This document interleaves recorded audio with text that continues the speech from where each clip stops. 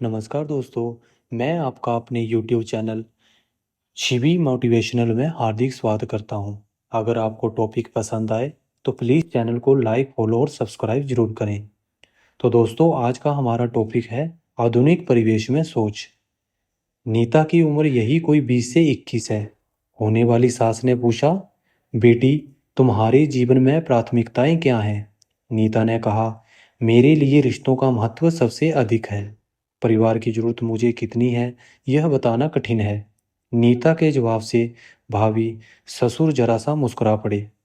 फिर वो उसकी तरफ देखकर बोले, अपने होने वाले लाइफ पार्टनर के बारे में क्या सोचती हो? नीता एक बोल्ड ही नहीं बल्कि आधुनिक विचारों वाली लड़की भी है। वह बोली, मेरा होने वाला पति ऐसा हो जो स्त्रियों की इज्जत करता हो, उनकी उन्नति के बारे में सकारात्मक सोचता हो, हंसमुख भी हो, खुश मिजाज भी हो और उसमें सेंस ऑफ ह्यूमर भी हो। सामने बैठा उसका भावी पति बीच में ही पूछ बैठा, तुम में खूबियां और खामियां क्या हैं? नीता सहसा ही हंस पड़ी। भला ये भी कोई बताता है? फिर भी चेहरे की सुंदरता मेरी खूबी हो सकती है, पर खामियां मुझ में कई हैं। मैं शॉर्ट टेम्पर्ड हूँ, मुझ में संयम की कमी है। यह कहते कहते गीता ने भी एक सवाल भावी पति से कर दिया, तुम्हारी नज़र में प्यार क्या है? होने वाला पति संकोच करते हुए बोला, मैं समझता हूँ कि प्यार एक अनुभूति है, एक ज़रूरत है, और जीवन में हर किसी को एक बार इस एहसास से गुजरना चाहिए। नीता की आंखें खुशी के मारे खिल उठीं। वह स्नेहिल आंखों से होने वाले लाइफ पार्टनर को देखने लगी। लड़के ने हाथ पकड़कर अंगूठी उसकी उंगली में डाली। नीता पसंद कर ली गई।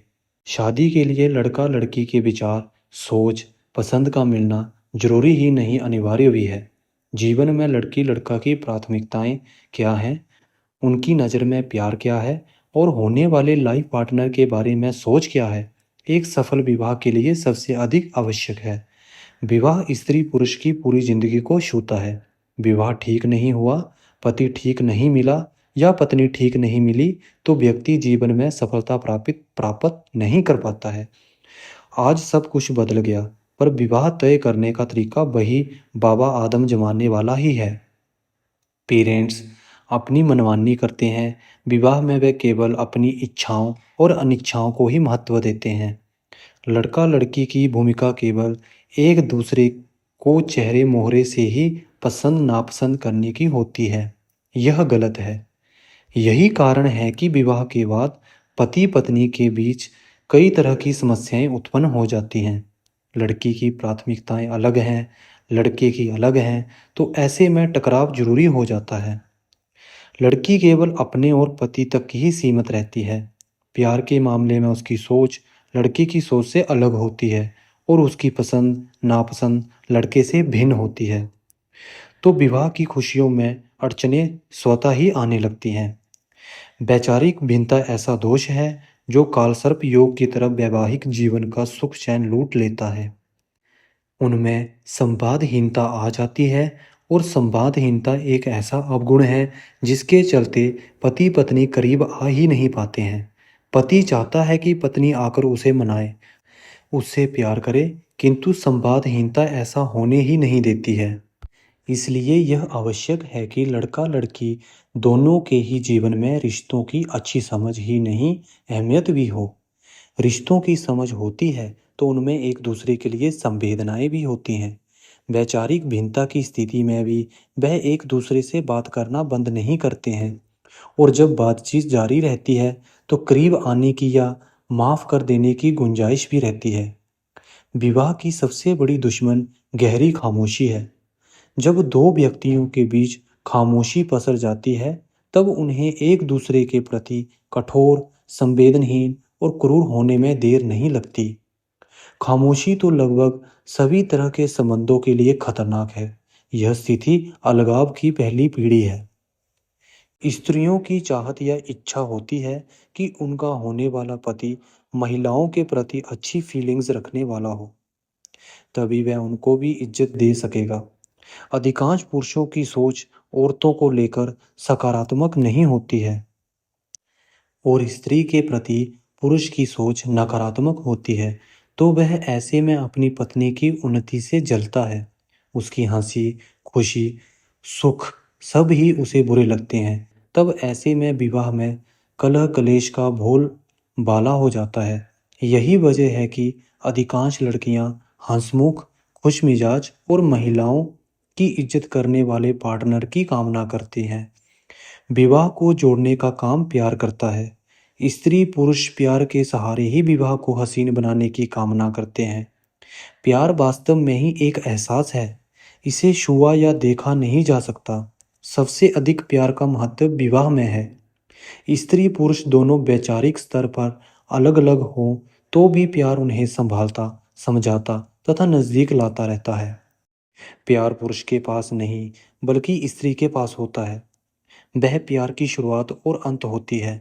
पति से प्यार स्त्री ही करती है और जब तक उसके प्यार में लगाव, हमदर्दी, अपनापन, आकर्षण होता है, तब तक पति चाहकर भी उससे दूर नहीं जा पाता है। और जब स्त्री के प्यार में दिखावटीपन पसर जाता है, तब पति उससे धीरे धीरे दूर होने लगता है। वह पत्नी को खुद के प्रति जाने अनजाने में ही कठोर व शुष्क समझने लगता है। यह स्थिति वैवाहिक संबंध के लिए घातक हो जाती है। विवाह स्त्री पुरुष का होता है, पर विवाह में पुरुष से कहीं अधिक महत्व स्त्री का होता है। विवाह उसकी कुशलता, समझदारी और त्याग भावना से ही आगे बढ़ पाता है। आधुनिक परिवेश में स्त्रियों की सोच में काफ़ी बदलाव आया है। वह चाहती हैं कि पुरुष भी विवाह में समान भागीदारी निभाएं। केवल विवाह का ध्यान वह ही क्यों रखें? महिलाओं की शायद इसी सोच ने विवाह को कमजोर बना दिया है और आए दिन तलाक की संख्या में बढ़ोतरी देखने को मिल रही है। स्त्रियां अगर ऐसा चाहती हैं तो इसमें गलत क्या है? विवाह को सफल, सुख स्त्री पुरुष दोनों ही मिलकर बना सकते हैं। आज लाइफ बिजी है, खुद के लिए भी टाइम नहीं है। ऐसे में स्त्री पुरुष दोनों ही विवाह को संभालें, दोनों ही विवाह के लिए त्याग करें और दोनों ही मिलकर विवाह की प्रत्येक कड़ी को जोड़ते रहें। नीता की रिश्तों, प्यार और अपने पति के बारे में जो दृष्टि है, वह सफल विवाह के लिए काफ़ी है। आप भी ऐसी ही दृष्टि रखें। विवाह सलाहकार मानते हैं कि स्त्री पुरुष के जीवन की सबसे बड़ी और सबसे अधिक सुखद घटना विवाह है। अगर विवाह में कोई कमी निकल जाती है तो विवाह स्त्री पुरुष के लिए बहुत ही खतरनाक बन जाता है। वे दोनों लाख टैलेंटेड होने के बावजूद जीवन में कोई खास उन्नति नहीं कर पाते हैं। मैंने भी ऐसा देखा या अनुभव किया है। अच्छे खासे पढ़े लिखे स्त्री पुरुष गलत विवाह के कारण जिंदगी में पिछड़ जाते हैं। उनका पूरा कैरियर भी चौपट हो जाता है। आधुनिक परिवेश में सोच भी आधुनिक होना जरूरी है।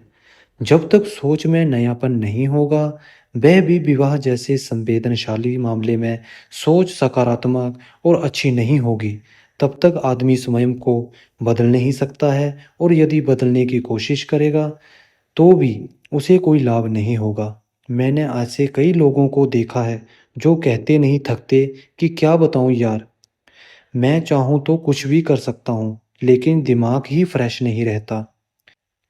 पत्नी हर पल कोई ना कोई मुद्दा हाथ में लिए बम की तरह खड़ी रहती।